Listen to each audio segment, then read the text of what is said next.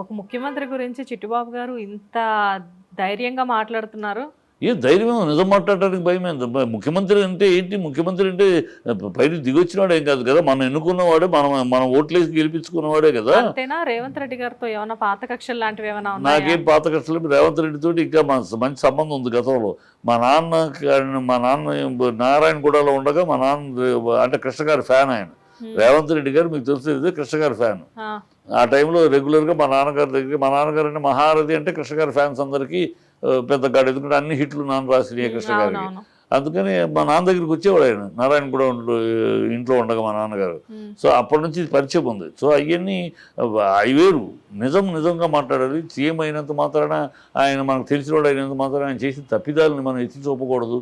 తప్పిదాలైనా మనం భజన చేయాలంటే I'm the last person to do that. So Jani master మీద కూడా ఈ విధంగానే కక్ష కట్టి జైలుకి పంపించారు అంటున్నారు. సో జానీ మాస్టర్ లానే అల్లు అర్జున్ గారు కూడా జైల్లో ఉండే పరిస్థితి ఏమన్నా ఉంటుందా? ఎన్ని కేసులు నిలబడవమ్మా. జానీ మాస్టర్ గారు రేపు ఛార్జ్ షీట్ వచ్చాక అన్ని వేసారి కోర్టులో వాదోపోదాలు జరిగినాక మొత్తం కొట్టేస్తారు. అన్ని ఆధారాలు లేవు. ఆ అమ్మాయి అసలు ఇతడు కలిసి 1 year బ్యాక్ అయ్యి 1 yearగా లేదు. 23 నుంచి 24 దాకా అమ్మాయి అసలు ఇతడితో లేదు. 1 yearగా దూరంగా ఉంది. కేవలం 5 కోట్లు లేదు ఇల్లు ఆ అమ్మాయి అడిగింది. 5 కోట్లు లేదా ఇల్లు ఇది అంగీకరించలేదు. అందువల్ల ఇది అనేది వినికిడి. దీనికి ఆధారాలు కావాలి. ఆధారాలు ఏమున్నాయో మన తర్వాత కోర్టులో సబ్మిట్ చేస్తారు. వినికిడి. అందువల్ల విక్టిమ్ ఇక్కడ డైరెక్ట్గా ఈయన ఇన్వాల్వ్మెంట్ డైరెక్ట్గా ఇన్వాల్వ్మెంట్ ఎక్కడ ఉంది? ఇది దానికి దీనికి పోలుస్తాడేంటి? ఈయన తెలుసా విషయ పరిజ్ఞానం ఉండి మాట్లాడుతున్నాడా? Salman Khan arrest, Salman Khan direct involved. ఇక్కడ ఈయన చంపాడా? ఈయన చెప్పాడు.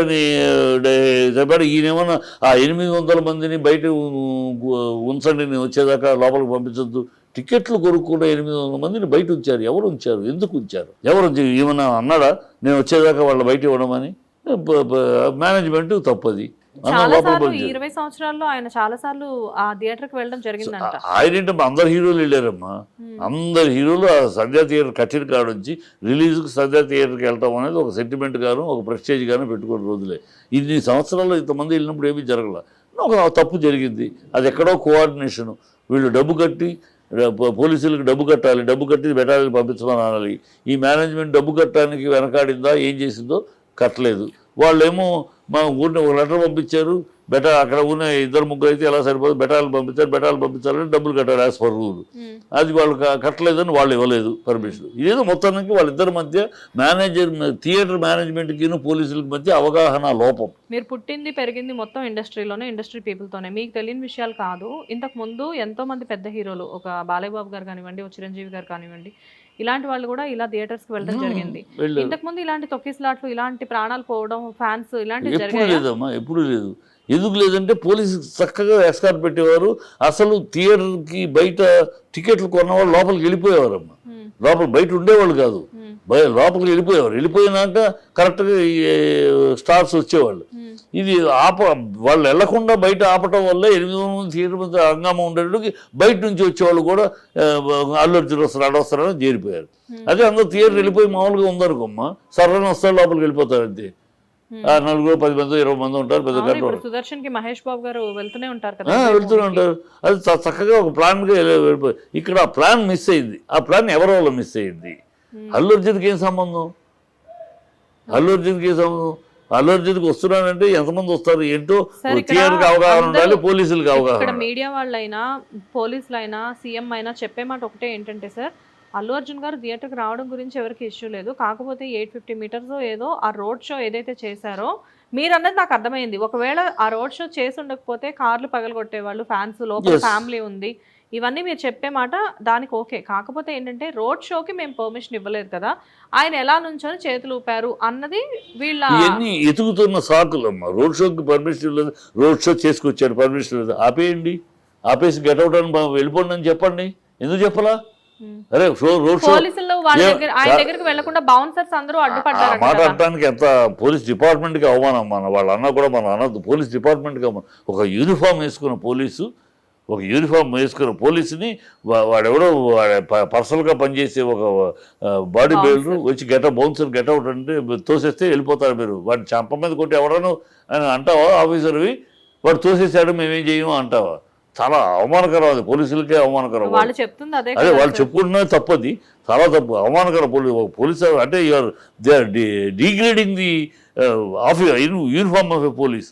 ఒక మేబీ ఆఫీసర్ ఆ బౌన్సర్స్ ఆ పోలీసులకి ఎటువంటి రెస్పెక్ట్ ఇవ్వకుండా ఉన్నారేమో. ఇవ్వకపోతే రెండు లాగిస్తారు. You got right, you are public uniform లో ఉన్న police officer, you are civil sergeant, you are public servant. వాళ్ళు they are just personal servant. వాళ్ళు they are not bosses to you, you are boss to them. Bouncers అయితే ఏమంతే, వాళ్ళు నీ మీద చేస్తే ఊరుకో, గెడౌట్, ఎవరన్నా బౌన్సర్ అయితే గెడౌట్ అంటే నోరు మూసుకోవాలి ఎవరైనా సరే. That is police. మీరేమో అక్కడ బౌన్సర్స్ వచ్చారు, ఇవన్నీ వింటానికి హాస్యాస్పదంగా ఉంది. బౌన్సర్స్ రావడం అంటే మీరు వెనక్కి వెళ్ళిపోవడం అంటే పోలీసులు. You can ask them to get out. Gate తెరవనే వద్దు, గేట్ వాళ్ళే తెరిచారు, ఎందుకు తెలుస్తారు? మీరు తెరవద్దు, order, it is police order, officer ఉన్నారు, యాజ్ అన్ ఆఫీసర్ అంటే డోంట్ ఓపెన్ ది గేట్. ఏమన్నా మీరు అటు నుంచి అటు వెళ్ళిపోండి అంటే హౌ టు గో? కానీ ఇండస్ట్రీలో చాలా మంది మీలాంటి మీతో పాటు ఉన్న పెద్దవాళ్ళు కొంతమంది అల్లు అర్జున్ గారిదే మిస్టేక్ అన్నట్లు కూడా మాట్లాడుతున్నారు. ఎవరు మాట్లాడరమ్మా? కాంగ్రెస్ సింపథైజర్లు మాట్లాడతారు. వాళ్ళు ఏదో భజన చేసుకుంటూ వాళ్ళ పదవులు, ఇప్పుడు ఆయన పదవులు పంజారాలు పెట్టాడు కదా, అన్ని నామినేటెడ్ పోస్టులు అయ్యి, ఆ పోస్టుల కోసం తాపత్రపడేవాళ్ళు, ఆ కాంగ్రెస్ వ్యామోహం ఉన్నవాళ్ళు కొంతమంది మాట్లాడుతూ ఉంటారు. వాళ్ళ కర్మ అది, వాళ్ళు ఏం చేస్తా భజన చేస్తూ ఉంటారు. తప్పును కూడా ఒప్పుగా భజన చేసే గ్యాంగ్ అది. ఇంటి మీదకి వెళ్ళి దాడులు కూడా చేశారు ఈ మధ్య. ఎవరి మీదకి? ఇంటి మీదకి వెళ్ళి. మరి దాన్ని అంటే రక్షణ లేదు. అందుకన్నా సినిమా వాళ్ళకి రక్షణ లేదు ఇండస్ట్రీలో. తెలుగు ఆంధ్ర నుంచి వచ్చిన వాళ్ళ మీద వివక్ష కనపడుతుంది, రక్షణ కనపడట్లా. ఇప్పుడు మా మీద దాడులు చేసినాక మేము ఇన్స్ట్రక్షన్ ఇచ్చారు. ఆ దాడులు చేసిన వాళ్ళు ముఖ్యమంత్రితో ఫోటోలో కనపడ్డారు. వాళ్ళు ఓయూ మనుషులా నీ మనుషులా తెలియదు. ఓయూ మనుషులని అంటున్నారు. ఈ ఓయూ మనుషులే అయితే నేను ఒక ప్రశ్న వాళ్ళకి, మీరు నిజంగా నిజాయితీగా ఈ ప్రజల కోసం నిలబడి అల్లరి చేసే వాళ్ళు అయితే 46 మంది చనిపోయారయ్యా. ఆ రోజు మీ గొంతులు ఏమైనాయి? ఆ రోజు ఆ 18 రోజులు ఒక ఆ కూతురు చిన్నపిల్ల 18 ఏళ్ళు సఫర్ అయి చచ్చిపోయింది. 46 మంది, ఆ లెక్కలో 46 మంది చనిపోయారు. 46 మంది చనిపోతే ఆ రోజు మీ ఓయూ ఒక గొంతు ఎత్తలేదే. ఆ చచ్చిపోయిన ఆ మినిస్టర్ ముందు గొంతు ఎత్తలేదే. ఆ ఆఫీసర్ ఇంటి ముందు రాళ్ళు వేయలేదే. దీంట్లో హైడ్రాలో గుండెల మీద తన్నారు. మీరిచ్చిన పర్మిషన్, దాంతో వాళ్ళు కట్టుకుంటే వాళ్ళ గుండెల మీద తన్ని పగలగొట్టారు. వాళ్ళకు లబో దిబ్బమని శోకాలు పెట్టారు, శాపనార్థాలు పెట్టారు. అప్పుడు రాలేదే మీరు? అప్పుడు రాకుండా ఇప్పుడు ఎందుకు వచ్చారు? ఇప్పుడు మీ ఐడెంటిఫికేషన్ కోసం. మీరెవరో తెలియదు సమాజానికి, మిమ్మల్ని మీరు ప్రొజెక్ట్ చేసుకోవడానికి, మిమ్మల్ని మీరు ఐడెంటిఫికేషన్ క్రైసిస్, మిమ్మల్ని మీరు తెలియజెప్పుకోవడానికి అక్కడ అటాక్ చేస్తే మేము కెమెరాలు రావు మీ దగ్గరికి. ఇక్కడ అల్లు అర్జున్ మీ ఇంటి మీదకి వెళ్తే, అల్లు అర్జున్ మీదకి వాళ్ళ ఇంటి మీదకి వెళ్తే కెమెరాలు వస్తాయి. మిమ్మల్ని మీరు ఫోకస్ చేసుకోవడానికి ఇదే నేను అంటున్నాను. వీళ్ళు నిజాయితీ ఉంటే ఆరోగ్య అలాంటి వాళ్ళు అనుకో అక్కడ స్పందించారు. ఇక్కడ ఎస్, హ్యాట్స్ ఆఫ్, ప్రజా సమస్యల మీద స్పందిస్తూనే పోయి. మీరు అలా కాదు, ఎక్కడ కావాలి ఇక్కడ మాత్రమే స్పందిస్తున్నారంటే మీ ఐడెంటిటీ క్రైసిస్. మీరెవరో పక్కింటోడికి కూడా తెలియదు, ప్రపంచానికి తెలియజెప్పుకోవాలని తపంతో మీరు ఈ పని చేస్తున్నారని చెప్తున్నాను. సో ఫైనల్గా ఇప్పుడు ఈ కేసు విషయం ఎలా ఎండ్ అవుతుంది అంటారు సార్? అంటే మొత్తం అంతా సీఎం దగ్గరికి వెళ్ళి ఒకవేళ అల్లు అర్జున్ గారు ఈ కేసు గురించి ఏమన్నా మాట్లాడితే అలా ఏమన్నా సాల్వ్ అవుతుందా? అంటే పీపుల్లో రకరకాల కింద కామెంట్స్ వచ్చేవి. అల్లు అర్జున్ ప్రభుత్వం ఏంటంటే ఇప్పుడు బిల్డర్స్ని నాగార్జున, అది కూడా మర్చిపోయి నాగార్జున పాల్గొట్టడం అక్కడ నుంచి స్టార్ట్ అయింది. నాగార్జునది మీరే పర్మిషన్లు ఇచ్చారు, మీరే కట్టారు, మీరే పర్మిషన్లు ఇస్తే కట్టారు నాగార్జున. టప్పని కోర్టులో ఉండగా ప్రభుత్వం కాదు కదా సార్ పర్మిషన్. కాంగ్రెస్ 2012లో కాంగ్రెస్ రాజశేఖర రెడ్డి గారు కదా, ఏదైనా కాంగ్రెస్ ప్రభుత్వమే కదమ్మా, పార్టీ మీదే కదా. మీ కాంగ్రెస్ ప్రభుత్వం పర్మిషన్ ఇచ్చింది 2012లో, మీరు ఇస్తే కదా కట్టుకున్నారు. దాన్ని కూల్చేయడానికి అంటే అప్పుడేమో మా వాళ్ళు పందికొక్కుల్లో మేసి మీకు పర్మిషన్లు ఇచ్చారు, ఇప్పుడు మేము పందికొక్కుల్లో మేయటానికి కూలుస్తామంటారా? మేసి మీరిచ్చిన పర్మిషన్ అందరూ కోర్టులో వేసాము. కోర్టులో వేసింది వచ్చేలోపు 12 లోపు డబ్బని బుల్డోజర్ తీసుకొచ్చి కూల్చేయటం ఏమిటి? ఎందుకు?